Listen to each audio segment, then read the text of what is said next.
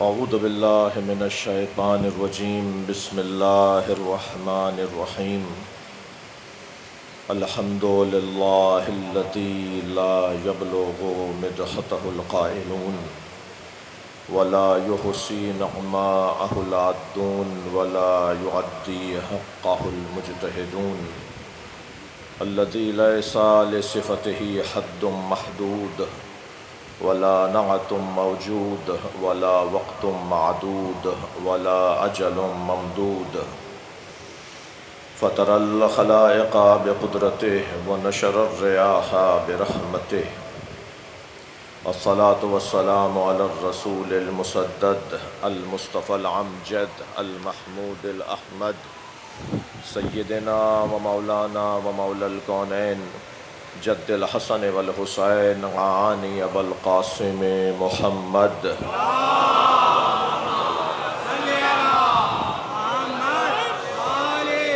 وآلہ الطیبین الطاہرین المعصومین الذین قال اللہ انما يريد اللہ لیذہب عنکم الرجس اہل البیت ویطہرکم تطہیرا اللہم صل علی محمد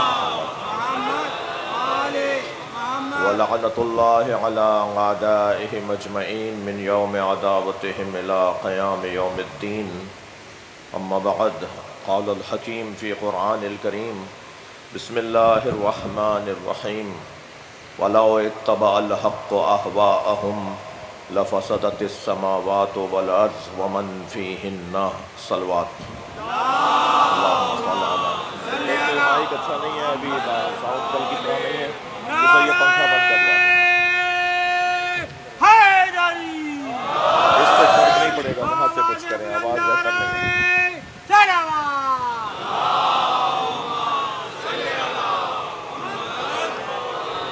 اس سے بلند صلوات دیا کریں گے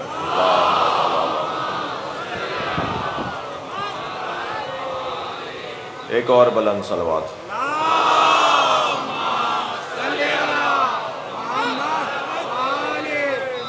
اس سے بھی بلند صلوات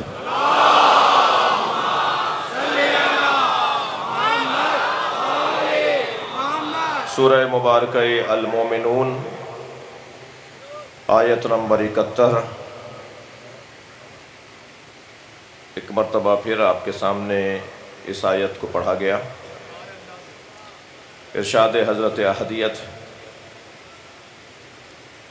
وَلَوْ اتَّبَعَ الْحَقُّ أَهْوَاءَهُمْ اگر حق نے ان کی خواہشات کی پیروی کر لی ہوتی لَفَسَدَتِ السَّمَاوَاتُ وَالْأَرْضُ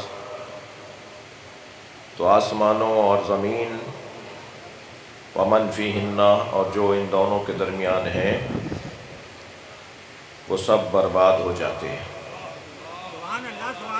آسمانوں اور زمینوں کی امنیت کو اہل بیت کہا جاتا ہے صلوات عطیہ کریں محمد وآلہ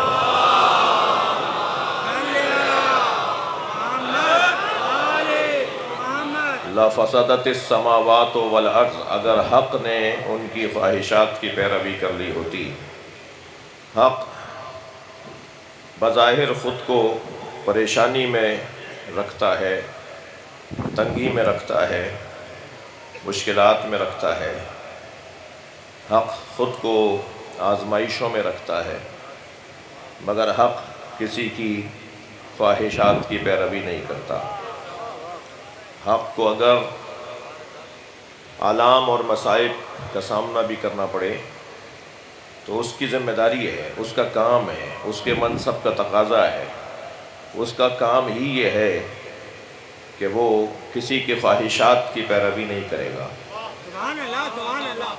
وَشَاوِرْهُمْ فِي الْأَمْرِ وہ اپنے دوستوں سے مشورہ ضرور کرے گا وہ اپنے اصحاب سے پیار کا اظہار کرتے ہوئے ان سے رائے ضرور لے گا مگر یہ نہیں ہوگا کہ اگر خواہشات پر مبنی رائے ہوئی تو یہ اس کی بھی پیروی کرے گا صلوات پڑھیں ذرا محمد وآلہ محمد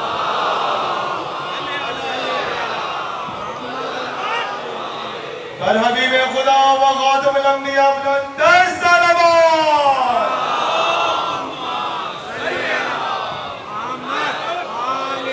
اپنے مضمون کی جو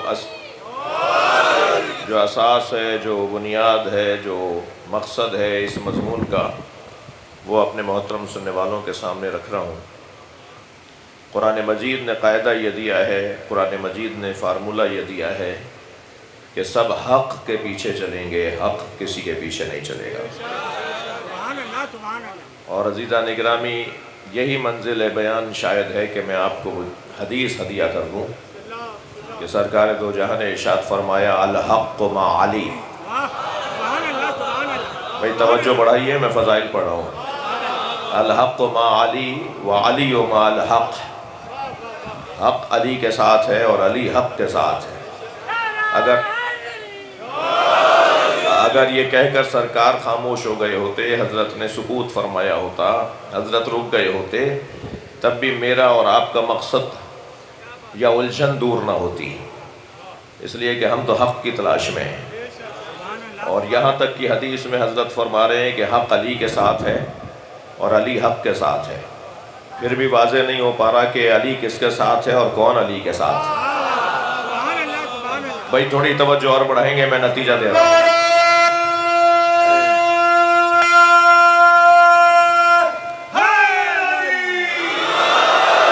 سرکار نے فرمایا الحق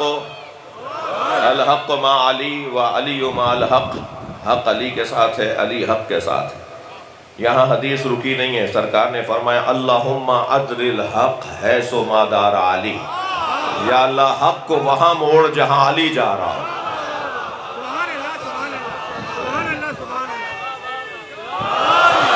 یا اللہ حق کو وہاں موڑ جہاں علی جا رہا ہو۔ اب بھی بات جو ہے وہ کسی حد تک تشنا ہے۔ ایک صلوات اور پڑھیں محمد و آل محمد۔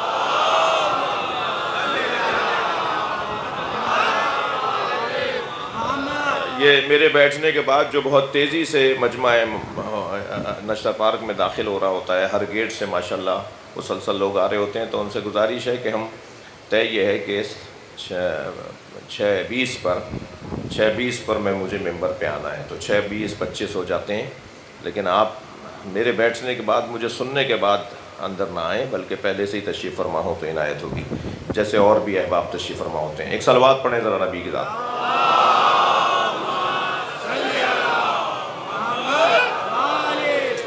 بات روشن ہے نا؟ تھوڑا سا میرا مجمع میرے ساتھ ہے، آپ کی توجہات میرے ساتھ ہیں، تو بات بہت روشن ہے کہ حق، نبی فرما رہے ہیں حق علی کے ساتھ ہے، علی حق کے ساتھ ہے، یا اللہ حق کو وہاں موڑ جہاں علی جا رہا ہو۔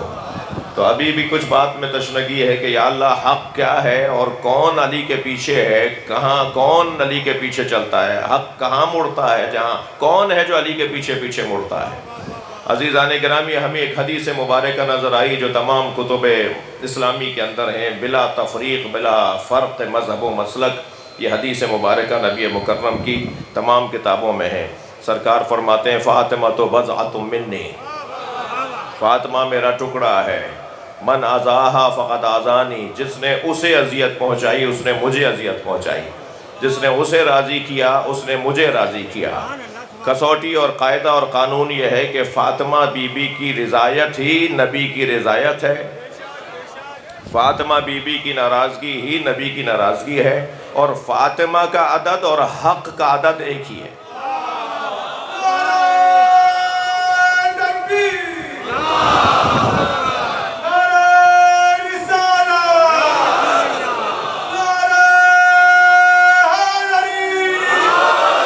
ممکن ہے میرے کسی جوان کو ابھی بھی تشنگی رہ گئی ہو تو اتنا عرض کر دوں کہ شوہر بیویوں پر حاکم ہوتے ہیں۔ الرجال، قرآن کی آیت پڑھ دیتا ہوں نا، الرجال قوامون علی النساء، شوہر اپنی بیویوں پر حاکم ہے، بیویاں شوہروں کی محکوم ہیں۔ یہاں ضمناً کہہ دیتا ہوں محکوم ہیں، مجبور نہیں ہے، ہاں وہ حاکم ہے، جلاد نہیں ہے۔ شوہر حضرات اس آیت کو پڑھنے کے بعد کہیں جا کے روب نہ جمائیں جی، شوہروں کو حاکم بنایا گیا ہے، جابر نہیں بنایا گیا، ظالم نہیں بنایا گیا، شوہروں کو حاکم بنایا گیا ہے۔ حاکم جو ہوتا ہے اس کی بات کو اولویت دی جاتی ہے، اس کی بات کو اہمیت دی جاتی ہے، اس کے فیصلے کو مانا جاتا ہے۔ حاکم کا کام تو بڑا طویل ہے بھائی، میرا موضوع نہیں ہے کہ حکمرانوں کے کام بتاؤں، اور شاید میرا محترم مجمع تو مجھ سے زیادہ جانتا ہے کہ حکمرانوں کے کام کیا ہیں۔ اگر حکمرانوں کے کام انہیں نہیں پتا تو مجمع کو ضرور پتا ہے۔ اور عجیب مصیبت یہ ہے کہ جب تک یہ مجمع میں ہوتے ہیں تو انہیں حکمرانوں کے کام پتا ہوتے ہیں، اور جب یہ حکمران ہو جاتے ہیں تو انہیں اپنے کام یاد نہیں رہتے۔ ایک صلوات اور پڑھ دیں نبی کی ذات پر۔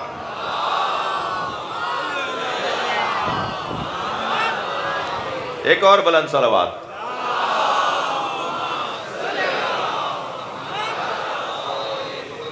بات بہت روشن ہے کہ حق کبھی بھی خواہشات کی پیروی نہیں کرے گا۔ حق کا کام کسی کے پیچھے چلنا نہیں ہے۔ اگر کبھی کہیں حق آپ کو پیچھے کھڑا بھی نظر آئے نا، تو پیچھے کھڑے ہونے سے وہ پیچھے ہو نہیں جاتا۔ سبحان اللہ، سبحان اللہ۔ پیچھے کھڑے ہونے سے وہ پیچھے ہو نہیں جاتا، اور خاص طور پہ نماز کے مسئلے میں تو بہت ہی واضح بات ہے۔ اس لیے کہ جب یہ قاعدہ دے دیا صلو خلف کل امام، ہر امام کے پیچھے نماز پڑھ لو، برًا و فاجرا، وہ نیک ہو یا برا، تو پھر پیچھے کھڑا ہونا کون سا معیار ہے، یا کسی کا آگے کھڑا ہونا کون سا معیار ہے؟ جی مجھے جواب دیا ہے ایک ہمارے عزیز مفتی صاحب نے، بہت اچھا لگتا ہے۔ میں اگر مجھے کبھی کوئی میرے کسی خطاب، کسی جملے پر کوئی کہیں سے جواب آتا ہے، آپ یقین جانیے کہ دسیوں مثالیں ہو چکی ہیں کہ میں انہیں فون کر کے شکریہ ادا کرتا ہوں کہ ایسا ماحول بناؤ بھائی، ایسا ماحول بناؤ۔ ہماری بات پر اگر آپ کو کوئی اعتراض ہے تو جواب دو۔ یہ گالیاں بکنا تو مجبوروں کا کام ہے۔ جو علمی مجبور ہوتے ہیں نا وہ بدتمیزیاں کرتے ہیں، لیکن جو علمی طور پہ مضبوط ہوتے ہیں وہ بدتمیزیاں نہیں کرتے، وہ جواب دیتے ہیں۔ جواب دینا چاہیے۔ میرے پاس بھی یہ اختیار ہونا چاہیے کہ میں کسی کو اگر میرے موقف کے خلاف کوئی بات کر رہا ہے تو میں اسے جواب دوں، انتہائی مہذب انداز سے، انتہائی معقول انداز سے، انتہائی تہذیب کے دائرے میں رہتے ہوئے۔ سوال کا ہونا عیب نہیں ہے، جواب کا نہ ہونا عیب ہے۔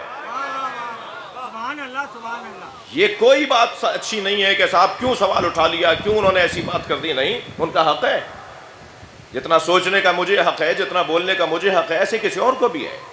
لہٰذا پیار سے، محبت سے، آرام سے، رافت سے، شفقت سے بات ہونی چاہیے۔ جی تناؤ کھچاؤ کی کوئی ضرورت نہیں ہے۔ آج یونیورسٹی کے اندر سبیل کا ایک مسئلہ ہوا ہے، میں نہیں چاہ رہا اس پہ اس وقت کوئی تبصرہ کروں۔ مرکزی عزاداری فورم ایک ہم نے تشکیل دیا تھا جس میں ہماری ساری جماعتیں، تقریباً 14 کراچی میں موجود تنظیموں کے نمائندگان موجود ہیں، یہاں بھی وہ عزیز تشریف فرما ہیں اس وقت۔ مجھے امید ہے کہ آج وہ مسئلہ حل ہونا چاہیے۔ دیکھیے، اگر آپ کو سبیل کے بارے میں، کسی مجلس کے بارے میں، کسی ہماری مثلاً کہیں نوحہ چل رہا ہے اس کے بارے میں اگر آپ کو شکایت مل رہی ہے، آپ کو اسے بند کروانا ہے، تو یہ آپ کو اجازت نہیں دیں گے کہ آپ بے حرمتی کریں۔ لبیک یا حسین، لبیک یا حسین، لبیک یا حسین، لبیک یا حسین، لبیک یا حسین۔ بے حرمتی کی اجازت نہیں ہے۔ آج آپ نے سبیل کے برتن اٹھا اٹھا کے پھینکے ہیں، وہ کالے کپڑے وہاں سے پھینکے ہیں۔ میں اپنے شخصیات کو آپ لوگوں سے کہہ رہا ہوں، ان کو اتنی جرأت نہ دیجیے۔ کل یہ آپ کے علموں میں ہاتھ ڈالیں گے، کل یہ آپ کے ذوالجناح پہ ہاتھ ڈالیں گے، کل یہ آپ کے ممبر پہ جا کے ہاتھ ڈالیں گے۔ انہیں جرأت کس نے دی ہے؟ انہیں یہ اجازت کس نے دی ہے؟ انہیں چاہیے تھا FIR کاٹ دیتے، گرفتار کرو بھائی، اٹھا لو نا انہیں جن کے خلاف تمہیں کوئی شکایت ملی ہے، مگر بدتمیزی کرنے کی اجازت نہیں دی جائے گی۔ میں زیادہ اس سے زیادہ نہیں بولنا چاہتا، میرا مقام بھی نہیں ہے کہ میں اپنے دوستوں کو محل اور موقع نہ دوں کام کرنے اور بات کرنے کا، ان کا کام ہے۔ ہمارے مرکزی تنظیم عزاداری، مرکزی تنظیم عزا، جعفری الائنس، پاک محرم اور دیگر شخصیات اور رابطہ کر رہے ہیں۔ امید ہے کہ اس طرح کے افسر کو ایسی تنبیہ کی جائے گی جو آئندہ اس طرح کی کوئی جرت نہ کرے، اور نہیں ماحول خراب نہیں ہونے دو۔ بہت اچھا، آج چوتھا دن شروع ہوا تھا، آپ نے آج چوتھے دن ہی جو ہے وہ بدتمیزیاں شروع کر دیں، اور اس افسر کے بارے میں تو معلوم ہوا ہے کہ پہلے بھی اس طرح کی حرکتیں کرتا رہا ہے، یا اور جگہوں پر بھی اس سے اس طرح کی شکایات موجود ہیں۔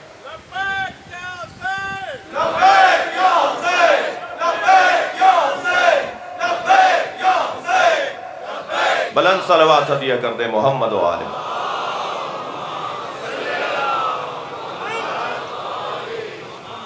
میں نے کوئی 2 گھنٹے پہلے پیغام دیا تھا، اگر مجھے اس کا مثبت جواب مل گیا ہوتا تو میں آج اس وقت یہاں بات نہیں کرتا، مگر آپ نے ہمارے قوم کے بعض شخصیات نے اپنی حیثیت ہی گنوا دی ہے نا۔ آپ کی بات میں یہ ہمارے مقدسات کا مسئلہ ہے، یہ ہمارے احترام کا مسئلہ ہے۔ طریقہ سے اپناؤ، رویے اپنے ٹھیک کرو، انداز کو اپنا بہتر بناؤ۔ جی یہ اسرائیل نہیں ہے، یہاں نتن یاہو ہمیں کوئی پسند نہیں ہے، اپنے رویوں کو اچھا کرو۔ ایک صلوات پڑھیں ذرا محمد و آل محمد۔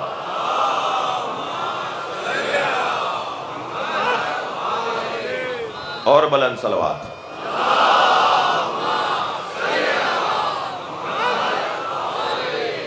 بات بہت روشن ہے۔ تو ایک بزرگ نے، محترم نے، میرے عزیز ہیں، میرے ساتھ ہمارا ان کا ٹیلی ویژن پروگراموں میں بھی ساتھ رہتا ہے، ویسے بھی رابطہ رہتا ہے، انہوں نے مجھے جواب دیا کہ یہ جو دلیل دی ہے نا فلاں نے کہ حضرت عیسیٰ امام مہدی کے پیچھے نماز پڑھیں گے، موضوع آپ کے ہاتھ میں ہے، توجہ آپ واپس پلٹ کر آ گئے، آپ مضمون پر، آپ سے پوچھ رہا ہوں مضمون پر پلٹ کے آ گئے آپ؟ تو انہوں نے کہا یہ جو دلیل دی ہے نا فلاں نے کہ حضرت عیسیٰ جب حضرت مہدی کے پیچھے نماز پڑھیں گے تو وہ خود دلیل ہے یہ کہ حضرت مہدی یعنی حجت خدا، یعنی امام زمانہ، یعنی امام وقت، تمام انبیاء سے ہمارے نبی کے علاوہ، سرکار دو جہاں کے علاوہ، وہ کیونکہ حضرت عیسیٰ ان کے پیچھے، تو انہوں نے کہا یہ کون سی دلیل ہوئی؟ پیچھے نماز پڑھنے والا کون سا؟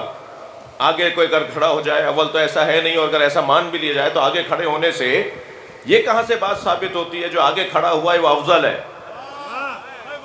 تو میں نے کہا بھائی ہم بھی تو یہی 1400 سال سے کہہ رہے ہیں۔ صلوات پڑھیں ذرا محمد و آل محمد۔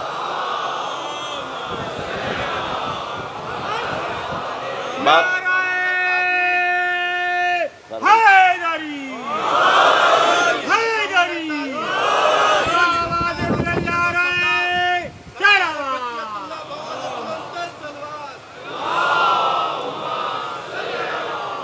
تو میرے عزیزو بات آپ کے ہاتھ میں ہے، مضمون آپ کے ہاتھ میں ہے کہ حق کبھی بھی خواہشات نفسانی کی پیروی نہیں کرتا۔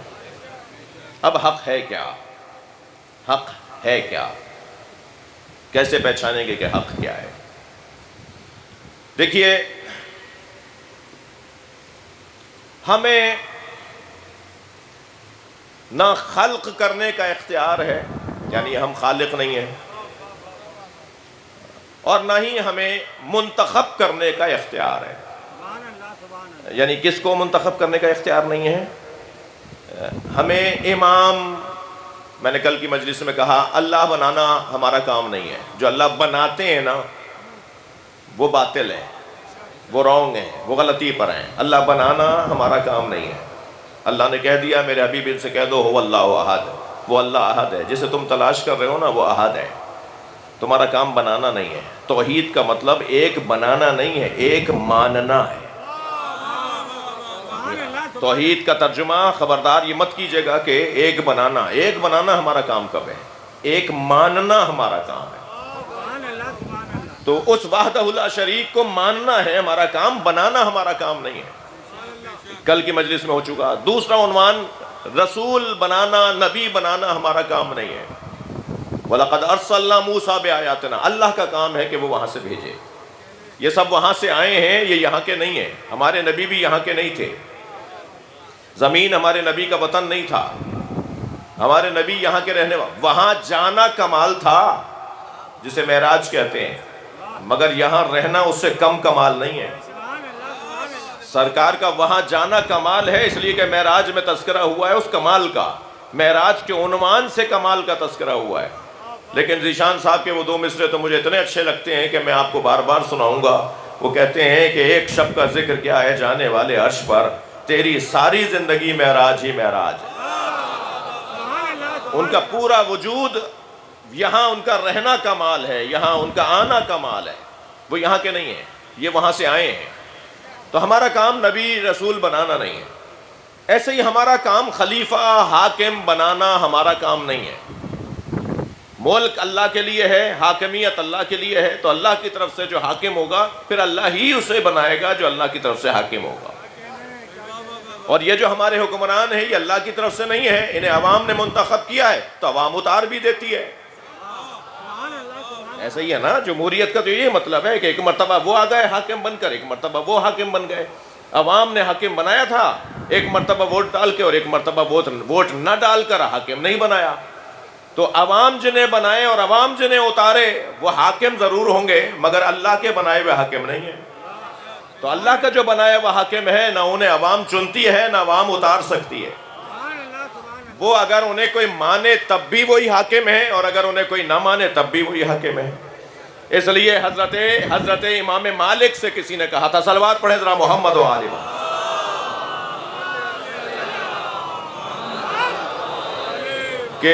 کہ ذرا صحابہ کرام کے فضائل تو سنائے۔ امام مالک نے کیا شان سنائی صحابہ کرام کی، رضوان اللہ تعالیٰ علیہم، رضی اللہ تعالیٰ عنہم۔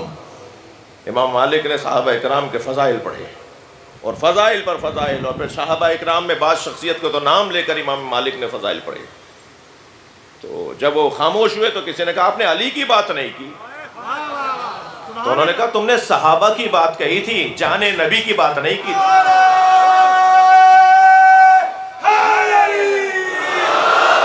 تم نے تو مجھ سے کہا تھا صحابہ کے فضائل سناؤ۔ علی تو جان نبی ہے، علی تو نفس نبی ہے، علی میں تو اہل بیت مصطفیٰ ہے۔ اور پھر یہ کہہ کر جو انہوں نے فضائل پڑھے ہیں، ایک صلوات اور پڑھے محمد و آل محمد۔ تھک تو نہیں رہے نا میری باتوں سے آپ؟ مجھے بعض دوستوں کے چہرے نظر نہیں آ رہے، کہیں روشنی ہے کہیں روشنی نہیں ہے، یہ تو آپ تھوڑی سی گردن ہلاتے رہیے تاکہ مجھے لگے کہ آپ میری بات سن رہے ہیں۔ تو حضرت امام مالک نے مولا علی کے فضائل پڑھے، وہ فضائل بڑے شاندار فضائل ہیں۔ اس میں ایک جملہ سنانے کا جو اس وقت میرے مضمون میں ہے، وہ فرماتے ہیں میں جملہ کہہ رہا تھا کہ لوگوں کے بنانے پر امام بنتا نہیں ہے، لوگوں کے اتارنے سے امام رہتا نہیں ہے، یعنی اسے وہ امام نہیں رہے گا، یہ نہیں ہو سکتا۔ نہ لوگ بناتے ہیں نہ لوگ اتارتے ہیں، ایسا ہی ہے۔ اس کے لیے امام مالک فرماتے ہیں کہ علی کا ممبر رسول پر بیٹھنا علی کی فضیلت نہیں ہے، ممبر کی عظمت میں اضافہ ہے۔ صلوات پڑھیں محمد۔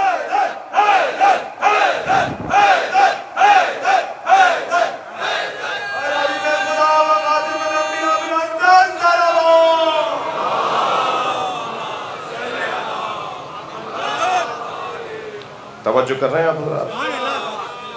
تو بھائی کیوں؟ اب سورہ مبارکہ عنکبوت اللہ ارشاد فرما رہا ہے، ان اللہ یخلق ما یشاء، اللہ جسے چاہتا ہے اسے خلق کرتا ہے، اللہ جو چاہتا ہے اسے خلق کرتا ہے، اللہ جسے چاہتا ہے اسے خلق کرتا ہے، وہ یختار، اور جسے چاہتا ہے اسے منتخب کرتا ہے۔ یہ کہہ کر پروردگار عالم نے اپنی بات کو روکا نہیں ہے۔ اللہ ارشاد فرماتا ہے وَمَا كَانَ لَهُمُ الْخِيَرَةُ، اور یاد رہے لوگوں کو یہ حق نہیں ہے کہ وہ کسی کا انتخاب کریں۔ میرے محترم لوگ ذرا میرے ساتھ ترتیب کے ساتھ چلیں، میری ترتیب بیان کے ساتھ آپ کی توجہات رہیں۔ سب سے پہلے تو اللہ نے یہ اعلان کر دیا کہ اللہ خلق کرتا ہے، تھک تو نہیں رہے آپ؟ اللہ خلق کرتا ہے، اس نے اعلان کر دیا کہ اللہ ہی انتخاب کرتا ہے، اللہ کا کام ہے وہ انتخاب کرے، منتخب کرنا اللہ کا کام ہے، انتخاب کرنا اللہ کا کام ہے۔ اور پھر کہتا ہے ما کان لہم الخیرہ، اور لوگوں کو یہ اختیار نہیں ہے، انسانوں کو یہ اختیار نہیں ہے کہ وہ اپنے لیے کسی کو منتخب کریں۔ ہاتھ جوڑ کر کہوں اللہ سے، یا اللہ یہ تو نے خلق تو نے کیا، یہ تیرا کمال ہے، لیکن اختیار ہمیں دے دیتا کہ ہم انتخاب بھی کر لیتے، ہمیں انتخاب کرنے کا بھی اختیار دے دیتا۔ تو پروردگار عالم نے کیا جواب دیا ہے؟ اب ایک اور آیت کے اندر پروردگار عالم جواب دیتا ہے وَرَبُّكَ يَعْلَمُ مَا تُكِنُّ صُدُورُهُمْ، تم اس لیے منتخب نہیں کر سکتے کہ اللہ ہی تو جانتا ہے نا سینوں میں کیا گزر رہا ہے۔ سبحان اللہ، سبحان اللہ، سبحان اللہ، سبحان اللہ۔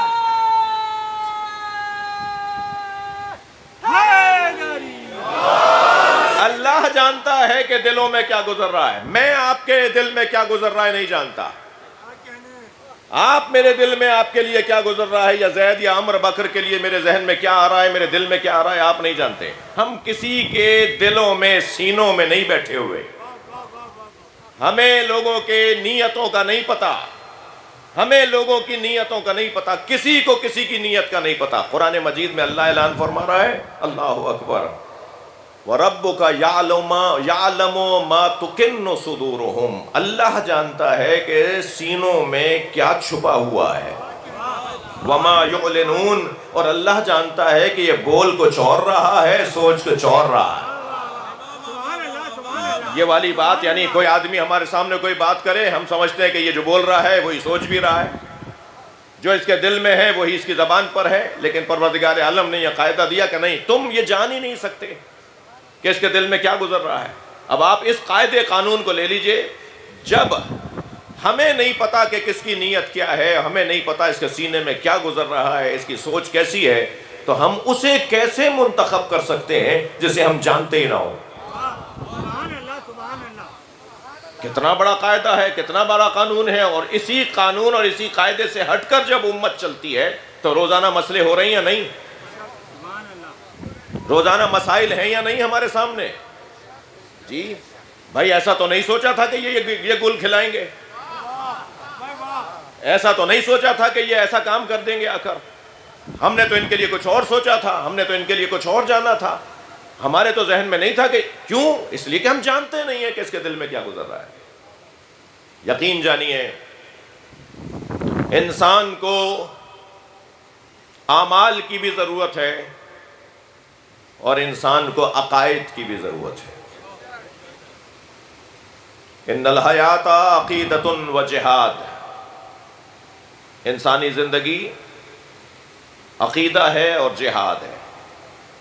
جہاد سے مراد ہرگز تلوار کھینچنا اور اسلحہ اٹھانا مراد نہیں ہے، وہ ایک قسم جہاد ہے۔ جہاد جد و جہد کے خاندان کا لفظ ہے، جہد کے خاندان کا لفظ ہے، اجتہاد کے خاندان کا لفظ ہے، یہ ایک خاندان کے مختلف الفاظ ہیں۔ جی، تقدو، کوشش، جد و جہد، جہد، کوشش، فی سبیل اللہ کوشش۔ اب جس کے اندر جو صلاحیت ہے، جس کے پاس جو توانائی ہے، جس کے پاس جو کر سکتا ہے، اسے جب اللہ کی خاطر وہ انجام دیتا ہے تو یہ اس کا جہاد ہے۔ کوئی قلم کے ذریعے سے جہاد کرتا ہے، کوئی زبان کے ذریعے سے جہاد کرتا ہے، کوئی تلوار اور اسلحے کے ذریعے سے اللہ کی راہ میں جہاد کرتا ہے۔ مردوں کا جہاد کچھ اور ہے، خواتین کا جہاد کچھ اور ہے۔ جہاد فروعات دین میں 6 نمبر پر ہے۔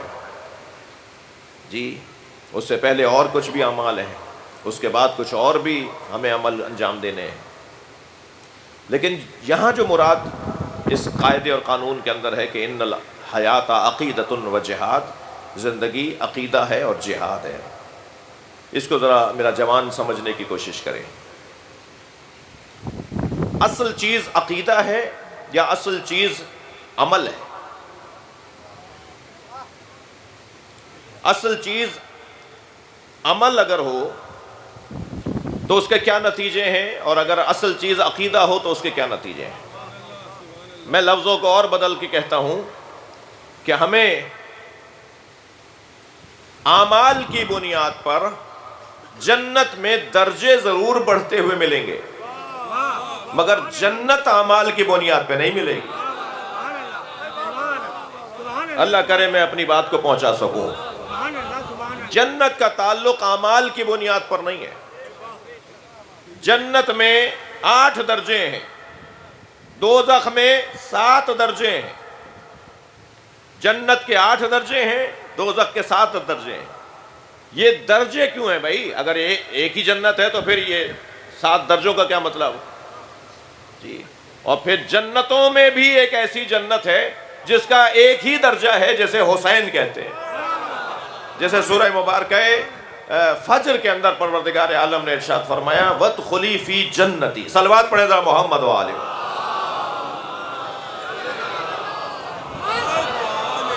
جی، وہ جنت، وہ ایک خاص جو جنتی کہہ کر اللہ نے یاد کیا ہے، وہ خاص جنت ہے۔ اس کے لیے کبھی اور تفصیل سے بات ہو۔ حسین اس کے اندر پیغامات ہیں، حسین اس کے اندر معارف اور مفاہیم پوشیدہ ہیں۔ بات میں یہ عرض کر رہا ہوں کہ اعمال کے بغیر جنت کے درجے نہیں ملیں گے، اور عقیدے کے بغیر جنت نہیں ملے گی۔ اور یاد رہے کہ اللہ اعمال کو قبول کرتا ہے متقین سے۔ جو متقی نہیں ہے اس کے اعمال ضائع ہیں۔ عجیب بات یہ ہے کہ کچھ آیات کہتی ہوئی نظر آتی ہیں کہ اعمال انجام دو تاکہ متقی ہو جاؤ، اور کچھ آیات یہ کہتی نظر آتی ہیں کہ متقی ہوگے تو اعمال قبول ہوں گے۔ مثلا انما یتقبل اللہ من المتقین، اللہ متقین سے اعمال کو قبول کرتا ہے۔ مثلا ارشاد ہو رہا یا ایھا الذین آمنوا کتب علیکم الصیام کما کتب علی الذین من قبلکم لعلکم تتقون۔ اے صاحبان ایمان، تم پر روزوں کو فرض قرار دے دیا گیا جیسے تم سے پہلے والوں پر بھی واجب کیا گیا تھا۔ کیوں؟ لعلکم تتقون، تاکہ تم متقی ہو جاؤ۔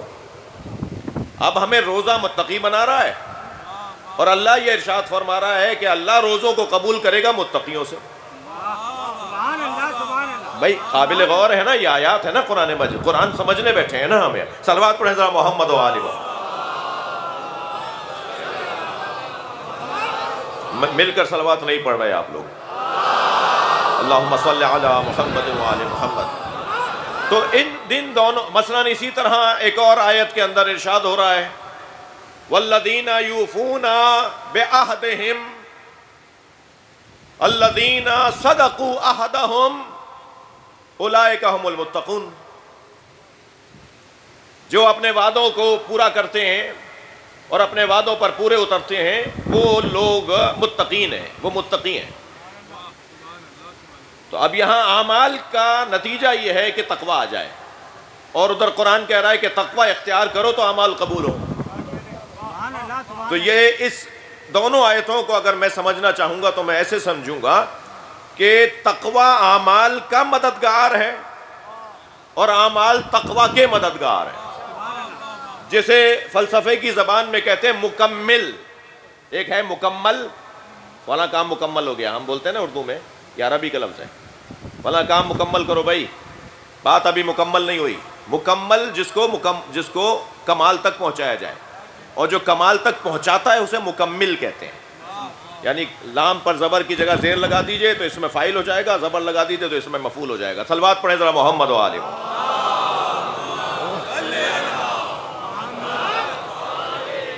تقویٰ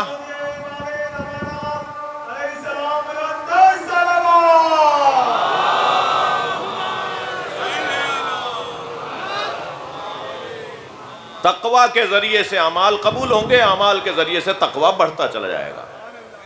چلیں آپ کی تسلی کے لیے ایک اور آیت بھی اپنے مدعا پہ دلیل دے دیتا ہوں۔ جی، یقین پہلے ہوگا پھر عبادت ہوگی، یا عبادت پہلے ہوگی پھر یقین بڑھے گا؟ جی، یقین ہوگا تو عبادت ہوگی۔ قرآن تو کہہ رہا ہے وَعْبُدْ رَبَّكَ حَتَّى أَتَاكَ الْيَقِينُ، اللہ کی عبادت کرو تاکہ تمہیں یقین حاصل ہو جائے۔ صلوات پڑھ لیں ذرا محمد و آلہ۔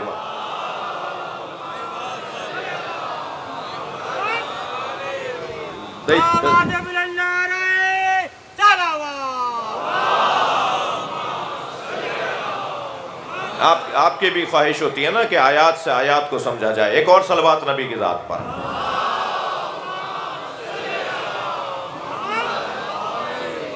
تو یہ عبادت اتنی کرو. وَعْبُدْ رَبَّكَ، اتنی عبادت کرو اللہ کی، اتنی عبادت کرو اللہ کی. حَتَّى أَتَاكَ الْيَقِينُ، عبادت یقین تک پہنچائے گی. عبادت یقین تک پہنچائے گی. مجمع آمادہ ہے جملہ لینے کو. عبادت یقین تک پہنچائے گی. میری آپ کی ساری زندگی ہمیں یقین تک پہنچانے میں لگے گی. میری اور آپ کی ساری عبادتیں ہمیں یقین تک پہنچانے میں صرف ہوں گی. مگر علی بن ابی طالب کہتے نظر آتے ہیں لو کشف الغطاء لمزددت تو یقینا، میرے سامنے سے حجاب ہٹ جائے تو یقین میں اضافہ نہیں ہو. وہ جو وہاں سے صاحب یقین بنا کر بھیجا گیا وجود ہے، جو وہاں سے سجا کر بھیجا گیا وجود ہے، جو یہاں آ کر کسی سے پڑھنے والے نہیں ہیں بلکہ اللہ نے جنہیں پڑھا کر بھیجا ہو، ان کی کیفیت اور امت کی کیفیت میں فرق ہوگا. تو پہلی آیات تو اس طرح کی ہیں. کچھ آیات یعنی آیات کی ایک قسم کہ جن کے اندر یہ کہا گیا ہے کہ تم عبادات کرو تاکہ تقوی تمہیں حاصل ہو جائے. لعلکم تتقون، اولئک هم المتقون، یہ پیغامات ہیں. مگر عزیزان گرامی یہ سب ہمیں متقی بنانے کے لیے، صاحب تقوی بنانے کے لیے اعمال کے طور پر رہنمائی عطا کی گئی ہے. جنت ان سے نہیں ملے گی، جنت ملے گی عقیدے کے ذریعے سے. لہٰذا جہاں جہاں قرآن مجید کے اندر عقیدے کا ذکر آیا ہے نا، وہاں فلاح کی بات آئی ہے، تقوی کی بات نہیں آئی. یعنی کامیابی، جنت. مثلا ارشاد ہو رہا ہے یا ایھا الذین آمنوا اتقوا اللہ وابتغوا الیہ الوسیلہ وجاہدوا فی سبیلہ لعلکم تفلحون. اے صاحبان ایمان، تقوی پروردگار اختیار کرو اور وسیلے کو تلاش کرو. یہ جب تم وسیلے کو تلاش کر لو گے تو پھر تمہارے اندر ایک جد و جہد کرنے کی صلاحیت آئے گی اور پھر تم کامیاب ہو جاؤ گے. تقوی کی بات نہیں ہو رہی، وہاں جنت کی بات ہو رہی ہے، وہاں فلاح کی بات ہو رہی ہے، وہاں کامیابی کی بات ہو رہی ہے. یا ایسے ہی ایک اور جگہ پر پروردگار عالم ارشاد فرماتا ہے فالذین آمنوا بہ وعذروہ ونصروہ واتبعوا نور الذی انزل معہ اولئک هم المفلحون. وہاں بھی وسیلے تک پہنچو گے تو جنت ملے گی. صلوات پڑھیں ذرا محمد و آل محمد. وہاں بھی وسیلے تک پہنچو گے تو جنت ملے گی. اور یہاں کیا کہہ رہا ہے قرآن کا، اللہ کا کلام؟ فالذین آمنوا بہ، جو میرے نبی پر ایمان لائے. توجہ، جو میرے نبی پر ایمان لائے. وَعَذَّرُوهُ، اور جنہوں نے میرے نبی کی تعظیم کی. وَنَصَرُوهُ، جنہوں نے میرے نبی کی مدد کی. وَاتَّبَعُوا نُورَ الَّذِي أُنزِلَ مَعَهُ، اور جنہوں نے اس نور کی اتباع کی جو میرے نبی کے ساتھ آیا ہے. اولئک هم المفلحون. وہ نور کون سا ہے جس کی اتباع کی جائے گی؟ وہ نور کون سا ہے جس کی؟ بھائی بہت زیادہ ٹائم تو، بہت زیادہ مجھے مقدماتی گفتگو کرنے کی ضرورت نہیں ہے. ایک ہی حدیث ہدیہ کر دوں تو میرا مدعا روشن ہو جائے گا. سرکار فرماتے ہیں انا وعلی من نور واحد.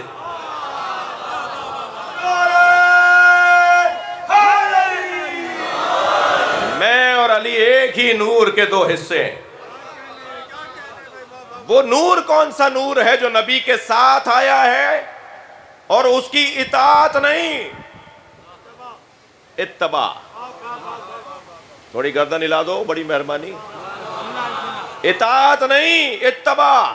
اس لیے کہ اطاعت قول اور فعل دونوں میں. لہذا جہاں جہاں اللہ کی فرما برداری کی بات آئی ہے وہاں اتباع کا لفظ نہیں آیا.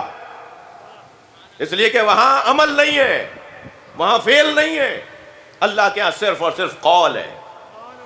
اللہ کے ہاں صرف اور صرف آیات قرآنی ہے. اللہ کے بارے میں جہاں جہاں فرما برداری کی بات آئے گی وہاں لفظ اطاعت آئے گا. لیکن رسول اللہ کے بارے میں، مولا علی کے بارے میں، ائمہ اہل بیت کے بارے میں، جہاں جہاں اولی الامر کے بارے میں جہاں جہاں بات آئے گی وہاں اتباع کی بات بھی آئے گی اور کبھی اطاعت کی بات بھی آئے گی. اتباع صرف اور صرف فعل کے اندر ہے اور اطاعت قول اور فعل دونوں میں ہے. لہذا اللہ کے لیے لفظ اطاعت اور رسول اللہ کے لیے اطاعت بھی اور اتباع بھی. اب ذرا اس مقدمے کے ساتھ اس آیت کو دوبارہ سنیے. فالذین آمنوا بہ وعذروا ونصروا واتبعوا اتباع واتبعوا نور الذی انزل معہ. اور اس نور کی اتباع جو نبی کے ساتھ اترا ہے اس نور کو علی کہتے ہیں. اور جو نبی کے ساتھ اترنے والے نور کی اتباع کرے اولئک ھم المفلحون. جنت انہی کے لیے.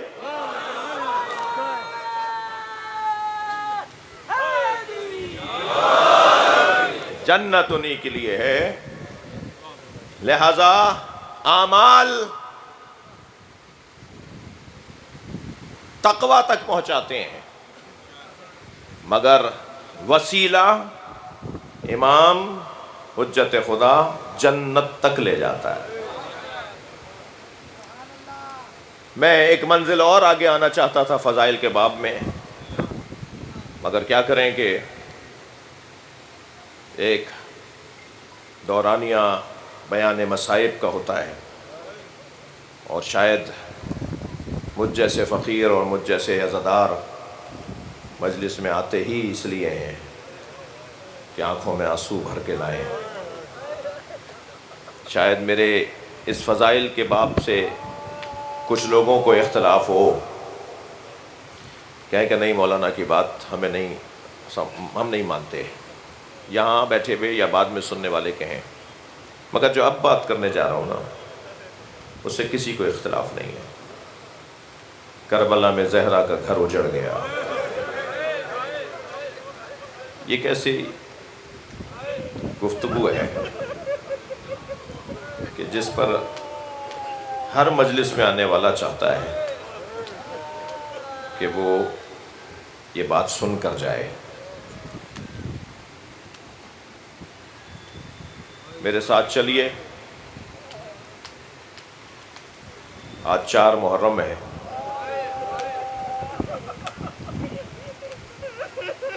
امام حسین کے اصحاب جن پر امام حسین نے فخر کیا ہے،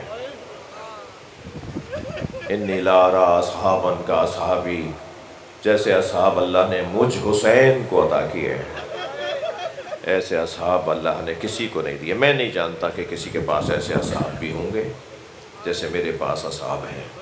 انی لا ارا، میں نے نہیں دیکھے، اصحابا کا اصحابی، انی لا علم اصحابا کا اصحابی. مولا حسین فرما رہے ہیں ان اصحاب میں ایسے ایسے لوگ ہیں جو اپنی جگہ مادی اور دنیاوی اعتبار سے بہت حیثیتوں والے لوگ تھے. حضرت ہانی ابن عروہ سرداروں میں سے تھے جن کا لاشا 1 مہینے تک لٹکا رہا. حضرت مسلم کو جنہوں نے اپنے گھر میں ٹھہرایا تھا اس جرم میں، مزجی قبیلے کے سردار تھے. وہ مزجی تھے، مزج قبیلے کے سردار تھے. مگر جرم کیا تھا کہ تم نے حسین کے سفیر کو اپنے گھر میں رکھا. پہلے ان کے منہ پر گھونسا مارا گیا، ان کے دانت شہید ہو گئے. ان کے قبیلے کے لوگ باہر دھرنا دے کے بیٹھے تھے، آج کی زبان میں کہہ گیا میں، احتجاجاً بیٹھ گئے تھے آ کے ہزاروں کی تعداد میں. تو ایک انہی کے لوگوں میں سے ایک بندے کو خرید کر تقریر کروائی گئی کہ وہ خیریت سے ہیں. انہوں نے پیغام بھیجا ہے کہ گھروں کو چلے جاؤ، اور لوگ گھروں کو چلے گئے. اور پھر کچھ دن بعد ہانی ابن عروہ رضوان اللہ تعالیٰ علیہ کو شہید کر دیا، اور ان کا لاشا کوفے کے ایک چوک پر ایک درخت پر لٹکا دیا. اور عبید اللہ ابن زیاد نے کہا کہ یہ میں ایسے اس لیے کر رہا ہوں تاکہ لوگوں کو عبرت ہو جائے کہ آئندہ ہمارے خلاف کوئی بات نہ کرے. ہانی ابن عروہ. مسلم ابن اوسجا وہ تھوڑی سی تاخیر سے کربلا پہنچے تھے، یعنی 2 محرم 4 محرم 5 محرم کے بعد پہنچنے والوں میں سے تھے. وہ خضاب خرید رہے تھے، خضاب، کوفے میں ایک پنساری کی دکان سے خضاب خرید رہے تھے تاکہ بالوں کو رنگ کر سکیں۔ تو کسی نے کہا تم تو یہاں خضاب خرید رہے ہو، وہاں حسین کو کربلا میں گھیر لیا ہے۔ تو پھر وہ سب چیزیں چھوڑ کے کربلا گئے تھے، اور پھر جب ان کے سر پر ضربت لگی تھی نا تو انہوں نے مولا حسین سے کہا تھا مولا میرے بالوں کو خضاب لگ گیا۔ ایسے ہمت والے لوگ، من المومنین رجال صدقوا ما عاہدوا اللہ علیہ، مومنین میں سے کچھ ہمت والے لوگ ہیں جو اپنے رب سے، اپنے اللہ سے کیے ہوئے عہد کو پورا کرتے ہیں۔ جی ان میں سے ایک نام جنہیں امام حسین نے خط لکھ کر بلایا ہے وہ ہے حضرت حبیب ابن مظاہر اسدی۔ جی امام نے قاصد کو خط دیا، جا کر کوفہ حبیب تک یہ میرا خط پہنچا دو۔ اور حبیب اپنی زوجہ کے ساتھ کھانا کھا رہے تھے کہ دروازے پہ دستک ہوئی، تو آواز دے کر پوچھا من الباب، کون ہے دروازے پر؟ تو قاصد نے کہا انا برید الحسین، میں حسین کا قاصد ہوں۔ سنیں گے آپ، جو ہاتھ میں نوالا تھا نا وہ رہ گیا، وہ واپس ظرف میں رکھ دیا، ہاتھ پیر پھولنے لگے۔ حسین کا قاصد، حسین کا کوئی پیغام آیا ہے؟ اجرکم اللہ۔ ایک مرتبہ دروازے پر گئے تو اس کے ہاتھ میں امام حسین کی تحریر تھی، اسے کھولا فوراً، پہلے آنکھوں سے لگایا اور پھر پڑھنا شروع کیا۔ اس میں لکھا تھا بسم اللہ الرحمن الرحیم، من الحسین ابن فاطمہ، فاطمہ کے بیٹے حسین کا خط ہے، الی رجل فقیہ حبیب ابن مظاہر، ایک مرد فقاہت، ایک عالم دوراں، ایک فقیہ دوراں، حبیب ابن مظاہر کے نام، السلام علیکم ورحمۃ اللہ وبرکاتہ، سلام لکھا امام نے۔ پھر اس کے بعد پہلی لائن یہ تھی کہ حبیب تمہیں ہماری نبی سے نسبت کا علم ہے، تمہیں میری نبی سے نسبت کا علم ہے کہ میں کون ہوں، بس جان لو میں کربلا میں دشمنوں میں گھر گیا ہوں۔ والسلام حسین ابن علی۔ حبیب نے مظاہر اس خط کو پڑھتے ہوئے گھر میں داخل ہوئے تو اتنی دیر میں زوجہ بھی دسترخوان چھوڑ کر آ گئی تھی، قریب کھڑے ہو کر کہنے لگی حسین مولا نے کیا لکھا ہے؟ اجرکم اللہ، اجرکم اللہ، آپ کی آنکھوں میں آنسو آ گئے۔ حبیب نے کہا حسین ابن علی کو کربلا میں یزیدی لشکر نے گھیر لیا ہے، اور حسین نے مجھے اتنا لکھا ہے، اور اس کا پیغام یہ ہے کہ حسین مجھے مدد کے لیے بلا رہے ہیں۔ تو زوجہ نے کہا پھر کیا ارادہ ہے؟ تو جو لکھا ہے کتابوں میں وہ میں پڑھ رہا ہوں کہ ایک مرتبہ قلب زوجہ کی آزمائش کے لیے، اپنی زوجہ کی آزمائش لینے کے لیے کہ دیکھوں یہ اس کے دل میں حسین کا کتنا مقام ہے۔ حبیب نے فوراً کہا میں بوڑھا ہو گیا ہوں، میں کیا مدد کروں گا؟ تو کہنے لگی پھر مجھے جانے دو، میں حسین کی مدد کرنے چلے جاؤں۔ اجرکم اللہ، اجرکم اللہ۔ حبیب نے کہا اللہ اللہ غربت حسین، خواتین بھی جس پہ ترس کھا رہی ہوں۔ حبیب نے کہا کہ یہ کیسے ممکن ہے حسین مجھے یاد کریں اور میں مدد کو نہ جاؤں؟ اپنے غلام کو بلایا اور کہا فوراً گھوڑا تیار کرو اور فلاں جگہ پر جا کے کھڑے ہو جاؤ، اس لیے کہ حالات پرآشوب ہیں، کہیں مخبری نہ ہو جائے، کہیں راستے میں رکاوٹیں نہ آ جائیں، مجھے جانے سے روک نہ دیا جائے، فلاں جگہ جا کے کھڑے ہو جاؤ، میں کچھ بے راہوں سے اور غیر مانوس رستوں سے ہوتا ہوا تم تک پہنچوں گا، اور پھر میں اس پہ بیٹھ کے حسین مولا کی مدد کو چلا جاؤں گا۔